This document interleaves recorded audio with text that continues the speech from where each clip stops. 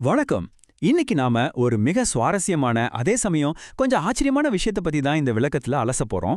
வீட்டின் கொல்லைப்புறத்துல சாதாரண பொருட்களை கொண்டு மின்சாரம் தயாரிக்கிறத பத்தியும், அதற்கும் நம்ம பழந்தமிழ் இலக்கியத்துக்கும் என்ன சம்பந்தங்கிறத பத்தியும் உள்ள அசாதாரணமான சில கூற்றுகளை தான் இப்ப நம்ம பார்க்க போறோம்.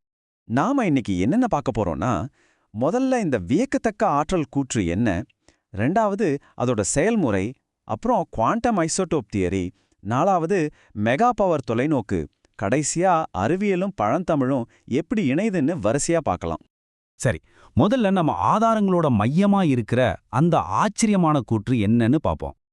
இதோட உருவாக்குனர் முன்வைக்கிற மிக துணிச்சலான ஒரு விஷயம் என்னன்னா, வெறும் 50 ரூபாய் மதிப்புள்ள முழுசா செயலிழந்த ஒரு சீன தயாரிப்பு ஜெல் பேட்டரிய இடைவிடாம மின்சாரம் வழங்குற ஒரு பீட்டா டிகே பிளான்ட்டா மாத்த முடியும்னு சொல்றாங்க.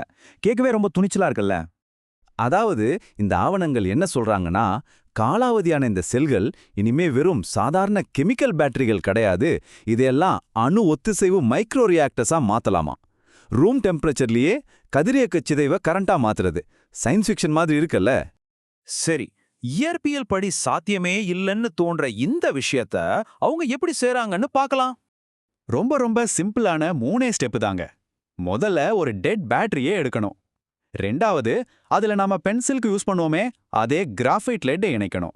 மூணாவது, டைரக்டா ஒரு எல்இடி பல்போ இல்ல சின்ன மோட்டாரையோ கனெக்ட் பண்ணணும்.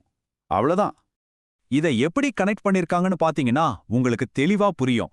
1.5 வோல்ட் இருக்கிற 2 டெட் செல்களை ஒன்னா இணைச்சு நிலையான 3 வோல்ட் கரண்ட் வெளியே வர்ற மாதிரி டிசைன் பண்ணிருக்காங்க. இது உருவாக்குனரே கையால வரைஞ்ச சர்க்கியூட் டயக்ராம். இதுக்கு ஆதாரமா அவங்க காட்டுறது என்னன்னா, இருட்டுல வெளியிருந்து எந்த ஒரு பவர் சப்ளையும் இல்லாம மாற்றி அமைக்கப்பட்ட அந்த டெட் பேட்டரிகள்ல இருந்து பச்சை வெள்ளை நிற எல்இடி விளக்குகள் தொடர்ந்து எரியுது. இங்க ஒரு நம்பரை நீங்க கவனிக்கணும். 42. ஆமாங்க, முழுசா டெட்டான ஒரு பேட்டரி 42 நாளா ஒரு எல்இடி விளக்க தொடர்ந்து எரிய வச்சிட்டு இருக்கான்.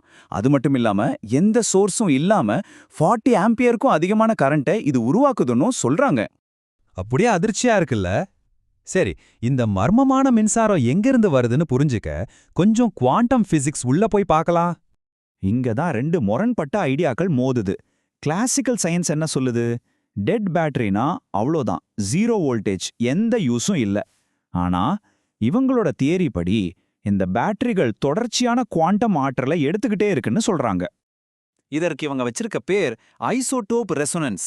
அதாவது இயற்கையாவே கதிரியக்கத்தன்மை கொண்ட கார்பன் 14 நைட்ரஜன் 14ஆ மாறும்போது நடக்கிற பீட்டா டிகேவை அப்படியே சிறைப்பிடிச்சு அதிலிருந்து வர்ற ஆற்றலை மின்சாரமா அறுவடை செய்றாங்களாம். அதாவது நம்ம வச்ச அந்த சாதாரண பென்சில் லெட் ஒரு குவாண்டம் ஆங்கர் மாதிரி செயல்படுதாம். அது வளிமண்டலத்தில் இருக்கிற நைட்ரஜனை ஈர்த்து தொடர்ச்சியான புரோட்டான் நியூட்ரான் பரிமாற்றத்தை நடத்தி நம்ம டேபிள் மேலேயே ஒரு மேக்ரோஸ்கோபிக் குவாண்டம் எஃபெக்டை உருவாக்குதுன்னு சொல்றாங்க. சரி, இது ஏதோ சின்ன எல்இடி பல்பு எரியற மேட்டர் மட்டும் இல்ல. இது ஒரு பிரம்மாண்டமான இண்டஸ்ட்ரியல் லெவலுக்கு கொண்டு போற மெகா பவர் தொலைநோக்கு பத்தி அடுத்து பார்க்கலாம். இந்த தொழில்நுட்பத்தை மிகப்பெரிய அளவுல விரிவுபடுத்துற ஒரு கான்செப்ட் தான் இது. 20 கிலோ எடையுள்ள இந்த ரெசனன்ஸ் பேட்டரி டிசைன் மூலமா நம்பவே முடியாத அளவுக்கு 7.2 கிலோவாட் கரண்ட் எடுக்க முடியுமா?